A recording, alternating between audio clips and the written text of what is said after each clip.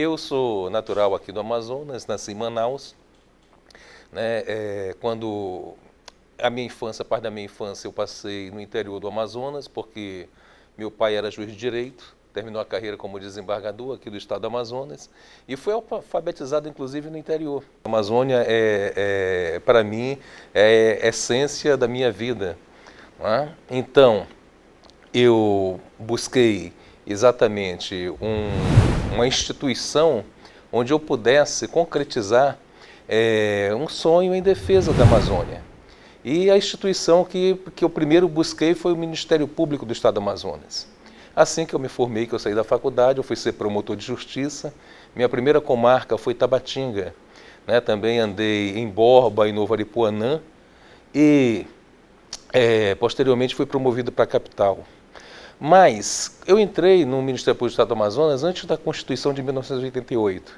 E com a Constituição de 1988, que deu uma gama de atribuições ao Ministério Público, né, principalmente numa visão mais nacional ao Ministério Público Federal, isso me despertou de mudar, né, de esfera de atuação da estadual para a federal, mas permanecer no Ministério Público.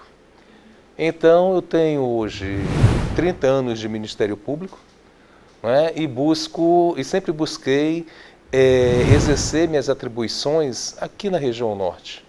Trabalhei aqui no Amazonas como procurador da República, trabalhei em Roraima também como procurador da República e após a promoção eu, logicamente, tive que ir para Brasília. E é onde eu estou até hoje. E a minha atuação em si influenciou, né, a elaboração deste livro.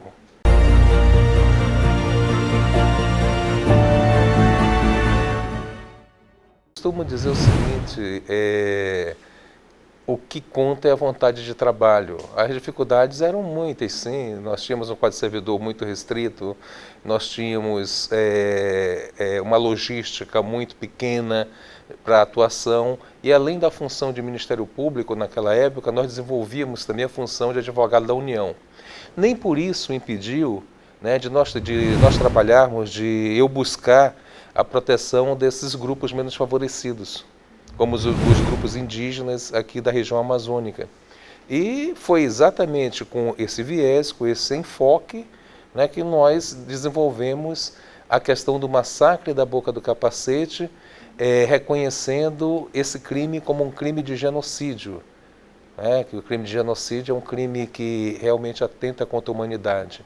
E nós entendemos que a intolerância com grupos menos visíveis, com anseio de extermínio, ele na realidade busca exterminar parte da humanidade. Por isso que é importante enquadrar ações desse tipo, atitudes desse tipo como genocídio. Esse crime teve um impacto muito grande não só no panorama nacional, mas no panorama internacional também. E esse impacto reverberou de tal maneira que ele mexeu, né, com as instituições em Brasília. Brasília começou a ser cobrada para ter uma atitude a respeito disso e punir devidamente, porque se entendia que aquilo estava atentando contra os direitos indígenas. Mas até então não se via a dimensão do atentado contra direitos da humanidade, né, contra a humanidade em si.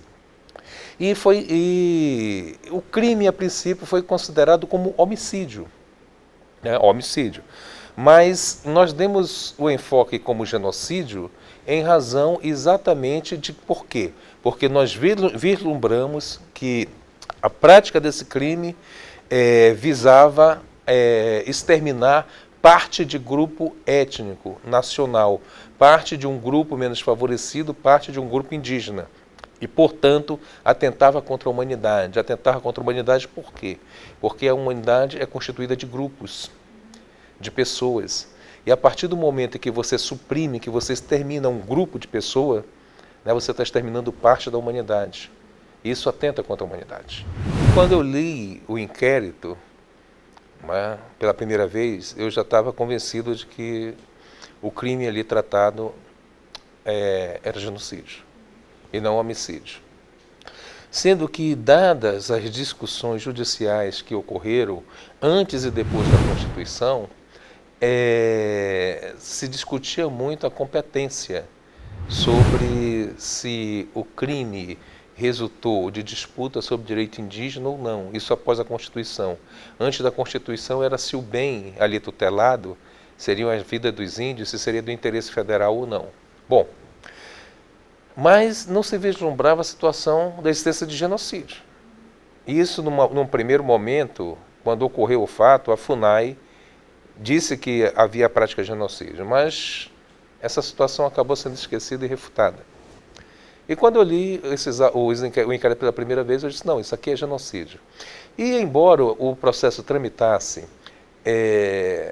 no Ministério Público, na Justiça Estadual, por uma denúncia do Ministério Público do Estado do Amazonas, como homicídio, eu ofereci uma outra denúncia na Justiça Federal, como genocídio. Exatamente para suscitar uma situação de um conflito, alguma coisa que não foi reconhecido na época. Então, acabou sendo reconhecido em última instância.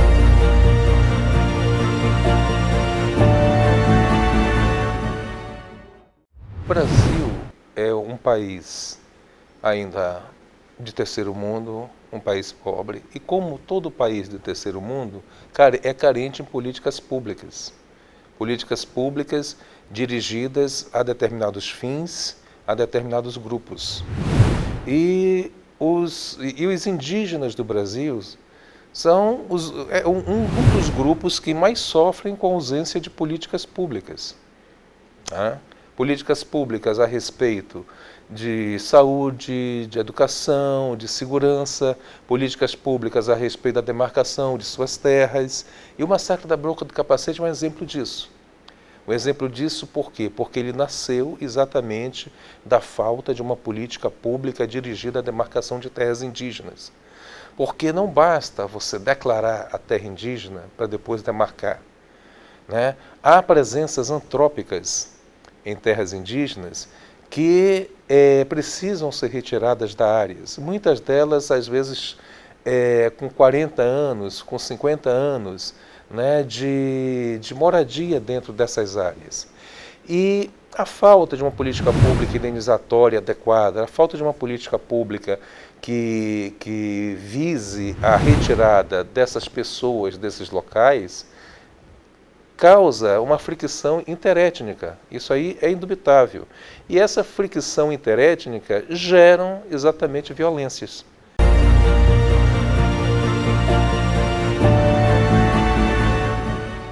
Nós vemos que os índios, eles vêm sofrendo dilapidações de seu patrimônio desde a era quentista. Desde a era quentista. E tem uma leitura de um padre dominicano, que é o Frei Bartolomé de las Casas, que ele narrou isso ainda nos idos do século XVI, como os índios estavam sendo espoliados, escravizados e mortos, naquela época, pelos ibéricos, principalmente pelos espanhóis. Todo profissional do direito deveria se abrir a essa interface. Todo profissional do direito deveria conhecer um pouco dessa situação do índio, da situação dos ciganos, por exemplo, da situação de outros grupos. Por quê? Porque ao Ministério Público cabe a defesa desses grupos. E é exatamente nesse sentido que nós buscamos trabalhar. Eu conhecer diretamente como os índios vivem no seu local, ali nas suas terras imemoriais, conhecer diversas etnias, logicamente que facilita e facilitou muito o meu trabalho em relação à defesa dos direitos indígenas. Afinal de contas, não basta que você esteja somente atrás de uma mesa vendo papéis, é necessário que você veja também o calor humano de como ele está passando e do que ele está sentindo.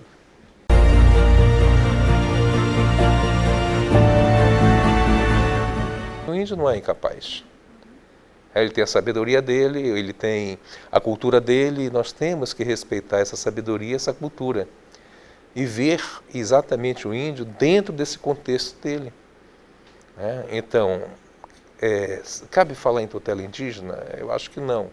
Cabe falar na defesa, né, do direito de ele se autodeterminar, na defesa do direito de ele viver a cultura dele. É desse modo que eu vejo a defesa dos direitos e interesses indígenas, né? No sentido de autodeterminação, no sentido de ele viver sua cultura, no sentido de ele dizer o que ele pretende fazer. É dessa forma. A mesma coisa eu digo com relação à integração. Tutela, integração. A integração é uma das coisas mais absurdas. Você não pode forçar alguém a se integrar a um padrão nacional, a um padrão de um povo que se diz civilizado. Não é? Na realidade, você tem que respeitar exatamente os laços culturais, os dados culturais, a visão de vida que ele tem, a visão de vida, o modo de vida que ele vive, para que realmente se possa dizer que nós estamos respeitando os direitos indígenas.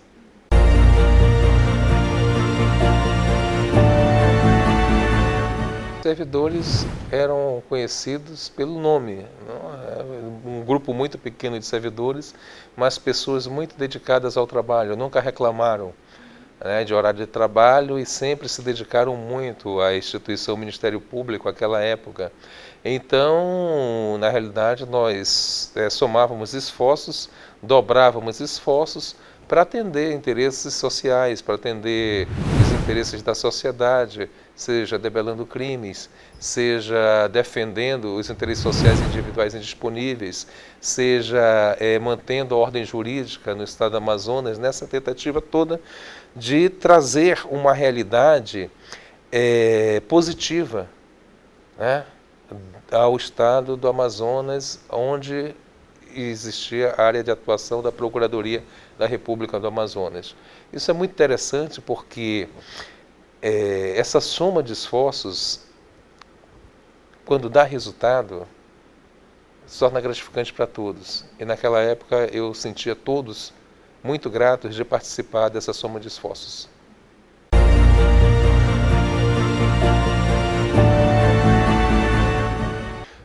Eu costumo dizer que nada é perfeito, tudo está em evolução. O universo está em evolução. O nosso mundo está em evolução. E, logicamente, as instituições brasileiras estão evoluindo.